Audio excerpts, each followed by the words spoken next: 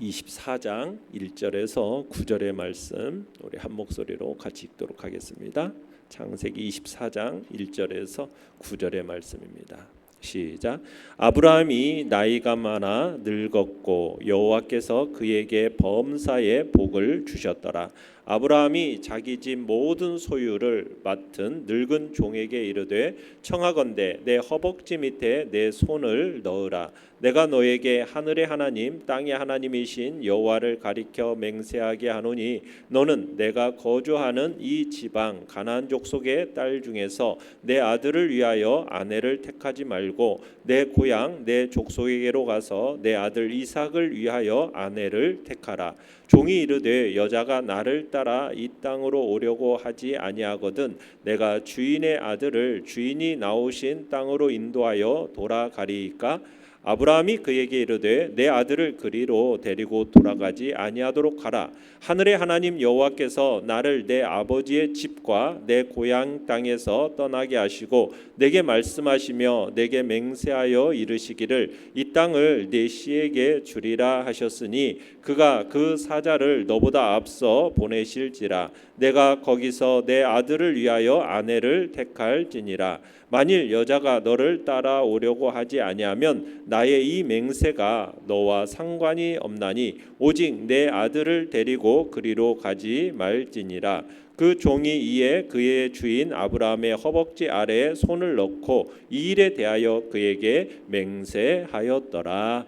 아멘. 오늘 말씀의 제목은 하나님의 약속을 붙들고 순종하라라는 제목으로 말씀을 나눕니다.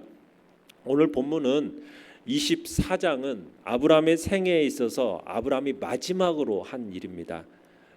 그 내용은 아브라함이 100세에 약속을 따라 얻은 상속자 이삭을 위해서 아내를 얻어서 장가 보내는 이야기가 24장의 이야기예요. 어떻게 보면 창세기 중에서요 가장 많은 지면을 할애하고 있는 이야기가 또 이 이야기입니다. 이삭이 장가가는 이야기. 이 이야기는 하나님이 아브라함에게 하신 언약을 계승하고 인도함에 있어서 아주 중요한 이야기예요. 아브라함의 남은 생애에서 이삭의 결혼보다도 더 중요한 것은 없었을 겁니다. 이때가 이제 사라가 죽은 지 약 3년이 지난 후의 이야기입니다. 자, 1절 읽어보겠습니다. 1절 시작. 아브라함이 나이가 많아 늙었고 여호와께서 그에게 복을 주셨더라. 자, 하나님께서 나이가 많은 아브라함의 범사에 그를 축복하셨습니다. 그의 모든 일이 형통했어요. 이제 아브라함은 이때 나이 이삭이 40세가 되었는데 40세가 된 이삭을 결혼시키기로 한 거예요. 자, 내용 관찰 문제 1번을 보시면요. 아브라함이 종에게 지시한 일은 무엇입니까? 자, 2절에서 4절을 한번 읽어보도록 하겠습니다. 시작. 아브라함이 자기 집 모든 소유를 맡은 늙은 종에게 이르되 청하건대 내 허벅지 밑에 내 손을 넣으라. 내가 너에게 하늘의 하나님 땅의 하나님이신 여호와를 가리켜 맹세하게 하노니 너는 내가 거주하는 이 지방 가나안 족속의 딸 중에서 내 아들을 위하여 아내를 택하지 말고 내 고향 내 족속에게로 가서 내 아들 이삭을 위하여 아내를 택하라. 자, 아브라함이 특별히 경험 많고 지혜로운, 그래서 자신이 가장 신뢰하는 종을 부릅니다. 그리고는 자신의 허벅지 밑에 손을 넣고 맹세하게 하면서 부탁하는 게 무엇입니까?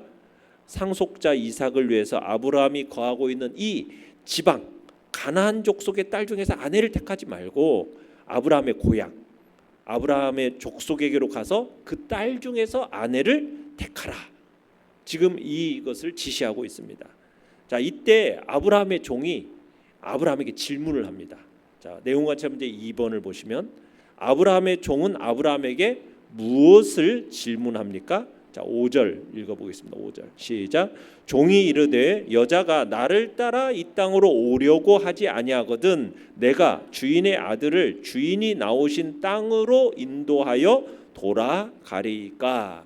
자, 만약 고향에 있는 그 여인이 가족을 떠나서 이 가나안 땅으로 오려고 하지 않는다면 그러면 이삭을 데리고 그 고향으로 갈까요? 하고 묻는 거죠. 자, 그때 아브라함은 뭐라고 말할까요? 결코 그럴 수 없다라는 거예요. 자, 6절에서 9절까지를 다시 한번 읽어보겠습니다. 시작. 아브라함이 그에게 이르되 내 아들을 그리로 데리고 들어가지 아니하도록 가라.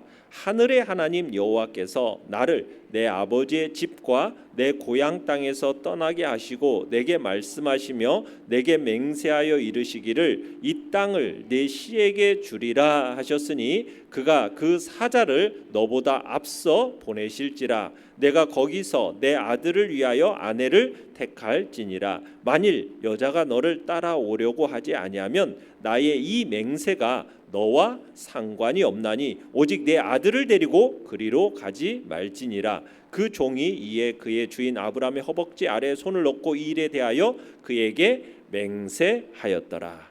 자, 하나님이 아브라함과 아브라함의 후손으로 가나안 땅을 기업으로 주시겠다 약속하셨다라는 거죠. 그러니까 그 약속 때문에 하나님이 그의 사자를 먼저 그곳에 보낼 거다. 그러니까 분명 아들 이삭을 위해서 아내를 택하라. 만약 그래도 그 여인이 그 가나안 땅으로 오려고 하지 않는다면 내가 아브라함과 그 종이 했던 그 맹세 너 그 종에게 상관이 없을 것이니 아들 데리고 절대로 이 가나안 땅 떠나지 마라. 지금 명령하고 있는 거죠. 그러니까 지금 아브라함은 아들 이삭의 결혼을 지금 자신의 믿음에 따라서 준비하고 있는 겁니다. 그러면 왜 아브라함은 반드시 이삭과 그 아내가 고향이 아닌 이 가나안 땅에 살아야 한다 이렇게 말하고 있는 겁니까? 그 이유는 다름 아닌 아브라함이 자기가 이곳으로 오게 된 이유가 뭐 때문이에요? 하나님의 부르심 때문이었거든요. 그걸 확신하고 있는 겁니다. 하나님께서 아버지 집과 고향을 떠나게 하신 이유가 뭐예요? 그것은 하나님께서 자기에게 씨를 주시고 그 씨에게 이 땅을 가나안 땅을 주겠다라고 약속하셨기 때문에 그 고향 땅을 떠나서 지금 이 가나안 땅에 온 거거든요. 그러니까 하나님의 약속대로 그의 후손에게 가나안 땅을 반드시 주실 거라는 그 신뢰가 아브라함에게 있었던 거죠. 근데 이 아브라함의 믿음이 지금 여기에 잘 반영되고 있는 겁니다. 그러니까 아들의 아내를 선택하는 데 있어서 하나님의 인도하심을 확신하는 아브라함을 우리가 여기서 보게 되는 겁니다. 그러면서 모리아 산에서 경험했던 여호와의 일의 원리가 또 이 믿음의 바탕이 되어 있다라는 것을 우리가 여기서 알 수가 있어요. 우리가 지금 성경의 마지막 어떻게 보면 아브라함의 마지막 기록이지 않습니까? 이 마지막 말이요 어떻게 보면 철두철미한 믿음, 하나님의 주권에 대한 확신 이것으로 가득 차 있다라는 것을 우리가 보게 되는 거예요. 그러니까 아브라함은 참 마지막은 정말 건강한 믿음의 소유자였음을 증명하는 겁니다. 아브라함이 모든 것을 다 주님의 섭리 안에서 바라볼 수 있는 그런 믿음의 조상이 되었음을 보게 되는 거예요. 그러니까 아브라함은 종을 보내면서 이 모든 것이 종에게 달려있다 생각하지 않는 겁니다. 하나님께서 그 사자를 보내어서 모든 일을 준비시켜 주실 것이다. 그리고 모든 것을 이루실 거다라는 믿음을 가지고 지금 이 아브라함의 종을 아들 이삭의 아내를 이렇게 지금 고르는 일에 있어서 지금 보내고 있는 겁니다. 자, 연구와 묵상 문제 3번을 보시면 아브라함은 왜 이삭의 아내를 친족 중에서 찾으려고 하는 걸까요? 자, 아브라함이 이삭의 아내를 친족 중에서 찾으려고 하는 이유가 뭘까요? 뭐 순수한 혈통 보존, 뭐 그 목적도 있겠지만 그건 단순히 혈통 보존의 목적이 아니라 그보다는 순수한 여호와 신앙의 보존을 위해서 그렇게 하는 겁니다. 순수한 여호와 신앙의 보존. 그러니까 아브라함에게 있어서는 순수한 여호와 신앙의 보존이 그 어떤 것보다도 중요한 문제였어요. 이 가나안 땅의 여인들은 여호와 신앙과는 상관없는 너무나도 타락한 그런 모습이었기 때문에 그들과는 이삭과는 결혼시키지 않고 여호와 순수한 여호와의 신앙을 가지고 있는 그 여인을 데려다가 지금 결혼시키려고 하고 있는 겁니다. 느낀 점은 4번을 보시면 믿음의 유산을 지키고자 가나안이 아니라 고향에서 아들의 신부감을 구하려는 아브라함의 모습에서 무엇을 느낍니까? 그러니까 우리 또한 우리가 하나님에 대한 바른 신앙의 계승, 보존, 이 보존과 계승을 위해서 우리가 최선의 노력을 해야 됨을 다시 한번 느끼는 겁니다. 특별히 부모된 우리가 우리 자신의 자녀들이 바른 신앙을 갖도록 모든 면에서 관심과 사랑을 가지고 지도해야 되죠. 특별히 주 안에서 배우자를 만남에 있어서 참으로 믿음에 복된 배우자를 만나도록 가르치고 인도해야 할 책임이 우리 부모들에게 있음을 우리에게 상기시켜 주는 것입니다. 그게 잘 되고 가정이 잘 되는 최선의 길이기 때문인 거죠. 자, 그러면서 우리가 이제 여기서 보게 되는 것은 아브라함의 종이 자기 주인 아브라함을 지켜봤을 때 그 아브라함의 삶에서 절대로 빼놓을 수 없었던 것, 가장 중요한 것, 그게 무엇이었겠느냐? 바로 하나님의 함께하심이었어요. 종이 아브라함을 봤을 때 아브라함의 삶이 전적으로 하나님과 함께하시는 삶이었던 것을 본 겁니다. 아브라함의 종은 주인 아브라함의 삶을 보면서 정말 하나님은 살아계시는구나, 정말 하나님이 주인을 사랑하신다, 이 믿음을 가지게 된 거예요. 그래서 이 종은 하나님이 살아계시고 모든 것을 알고 계시고 그리고 이 걸음을 인도하실 것을 이 종도 믿고 그 아브라함의 이 명령에 순종함으로 가는 겁니다. 여러분, 하나님을 모르는 사람의 삶은요, 삶을 지배하는 것은 우연입니다. 우연. 세상 사람들은 모든 게 우연이에요. 우연. 사람을 만나는 것도 우연히 헤어지는 것도 우연이라고 그러고, 우연 외에는 아무것도 없어요. 그러나 하나님을 믿고 하나님을 아는 사람이 갖고 있는 사고방식은 무엇입니까? 하나님이 이 세상을 만드셨고 이 세상을 붙들고 계시고 지키고 계신다라는 믿음, 하나님의 섭리죠. 우리가 믿는 믿음은 하나님의 섭리입니다. 하나님의 뜻대로 잘 유지될 수 있도록 하나님이 붙들고 계신다. 모든 것이 하나님의 선하신 뜻대로 그 기능을 발휘하고 있다. 우리는 그 믿음을 가지고 있습니다. 여러분, 이 하나님의 섭리를 믿지 않는 사람들은요, 모든 게 불안합니다. 하나님을 아는 사람은 하나님이 나를 붙드시고 나를 지키시고 내가 비록 어려운 일이 부딪힌다 할지라도 하나님의 허락함이 없이는 아무 일도 일어나지 않는다. 이게 우리가 믿는 믿음이고 하나님의 섭리를 믿는 우리 신앙입니다. 그러나 운명을 믿고 우연함 속에서 살아가는 세상 사람들은 마치 안개 속을 과속으로 달리는 사람과 같은 거예요. 그냥 달리고 보는 거예요. 모든 것을 운명의 손에 맡기는 거죠. 그냥 아무 일도 일어나주지 않으면 다행인 거고 사고가 일어나도 어쩔 수가 없는 거예요. 그러나 하나님의 존재를 믿는 사람은 이 세상의 모든 것들이 우연이 아니죠. 다 하나님의 선하신 뜻대로 돌아간다라는 것을 우리는 아는 거죠. 우리가 그걸 믿죠. 그러니까 우리가 아무렇게나 달리지 않죠. 속도를 조절하죠. 하나님의 뜻이 아직 모호하면은 조심조심 가야 돼요. 그러나 하나님의 뜻이 분명하면 우리는 속도를 내서 즉각적으로 순종함으로 달려가는 거죠. 그래서 우리는 불안해하지 않습니다. 왜요? 이 세상 모든 것들이 하나님의 손에 붙들려 있다라는 것을 믿기 때문이죠. 그리고 하나님의 허락이 없이는 아무 일도 일어나지 않는다. 그리고 일어날 수 없다. 이걸 알기 때문에 우리의 마음은 어떤 마음입니까? 어떤 상황 속에서도 그 마음이 평안할 수 있고 담대할 수 있는 겁니다. 지금 아브라함의 종은 우연을 믿고 이삭의 신부를 찾아 나선 게 아닙니다. 이 세상 어디엔가 천사처럼 아름다운 이삭의 신부가 있으려는 어떤 막연한 기대 속에서 동경을 가지고 떠나는 게 아닙니다. 지금 자신은 모르고 있지만 하나님은 모든 것을 알고 계시고 아브라함을 사랑하시는 그 하나님께서 자신을 그곳으로 인도하실 것이다. 그 앞서 누구를 보내서 그 사자를 보내서 이 모든 일에 형통케 할 것이라는 믿음을 가지고 지금 이 종은 떠나고 있다라는 사실이에요. 자, 결단과 적용 5번입니다.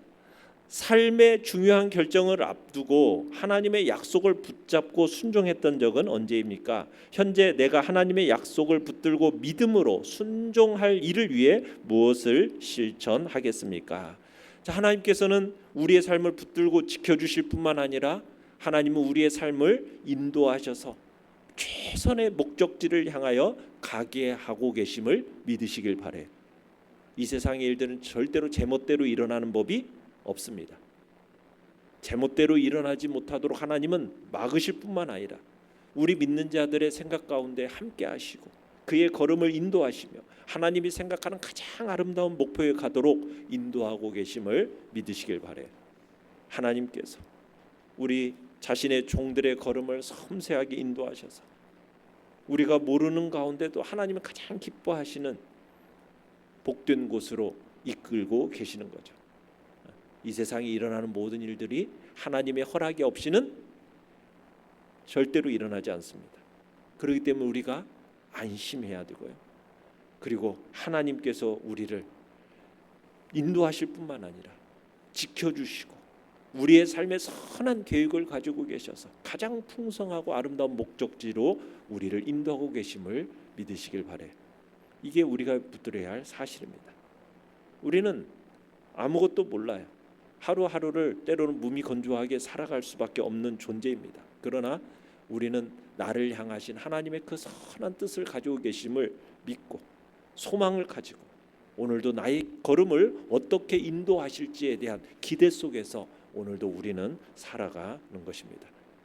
하나님을 믿는다면 이 과정을 통해서 나를 가장 아름다운 모습으로 이끄실 것에 대한 기대, 앞으로 우리의 삶에 대한 풍성함을 기대하면서 우리는 살아가게 되는 것이죠.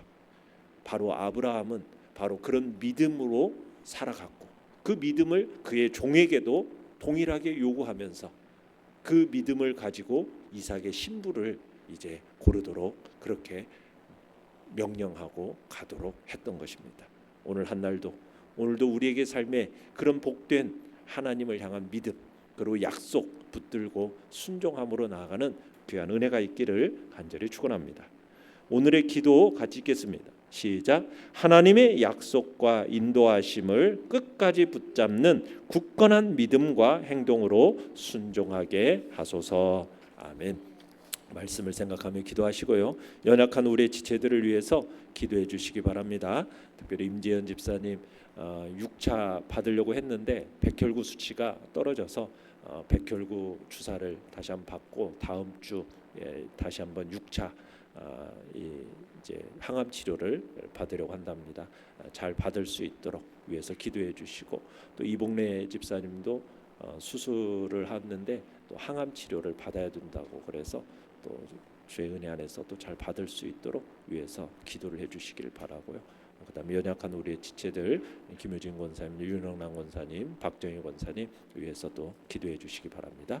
또 이제 이번 달 말에 있을 또 우리 초중고 아이들 수련회와 또 이제 2월 초에 있을 또 청년부 수련회를 위해서 기도해 주시기 바랍니다. 위해서 하나님의 은총과 자비하심을 기대하면서 주여 우리 세 번 부르시며 나아갑니다.